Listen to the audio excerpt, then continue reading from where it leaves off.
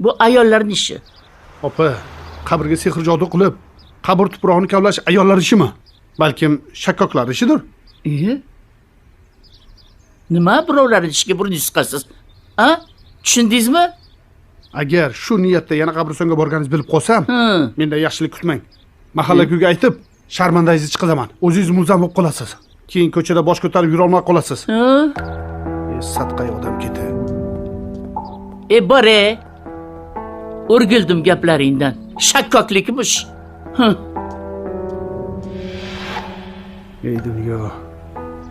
Ishlaring buncha chigal. Sattor.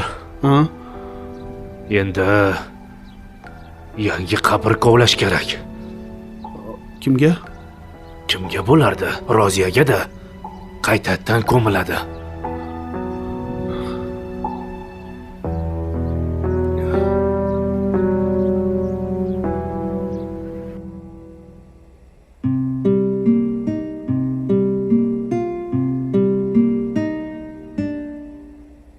Asror. Nima bo'lyapti?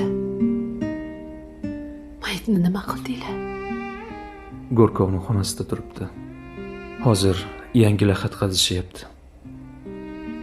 O'sha yerga ko'mishadi. Bu haqda hech kim bilmadimi ish qilib? Yo'q, bilgani yo'q. Agar kimdir eshitib yo bilib qolsa, odamlar gap qivoradi. Marhumning orqasidan yomon gapirish yaxshi emas. Onam rahmatlini ruhi tinch bo'lsin. Qanaqasiga tinch bo'ladi, ha? Tirikligida qancha odamni qaqshatdi. Agar o'sha ishlarni qilmaganida, hozir bunaqa ishlar bo'lmagan bo'lardi. Sekro gapir. Bu nima deganing? Opa, yashirishni nima keragi bor? O'zi aslida onam o'sha ishlari bilan shug'ullanmasliklari kerak edi.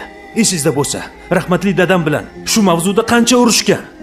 Onam o'sha ishlarni boshlaganlardan beri uyimizda halovat bo'lmagan.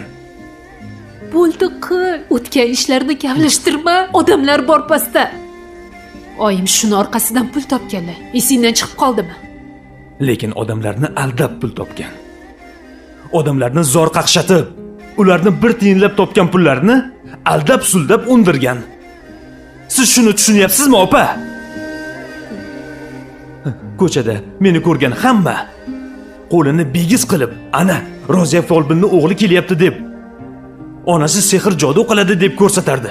Ular xavfli odamlar derdi. Oxirgi paytda ko'chada bosh ko'tara olmay qoldim.